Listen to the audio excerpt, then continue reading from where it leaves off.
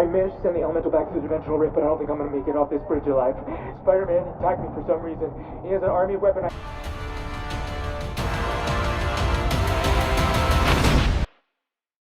Бірақ өрмекші адамның жалғасында басқа актердің орындаудағы өзінің веномы шығады.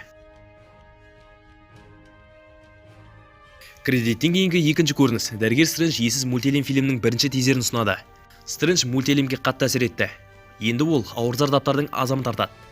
Фильм сонымен қатар әлемдер арасында саяхаттау үшін портал жасауды білетін жаңа кейіпкер Америка Чавесті таныстырады. Фильмді 2022 жылдың 5 мамырында көреміз.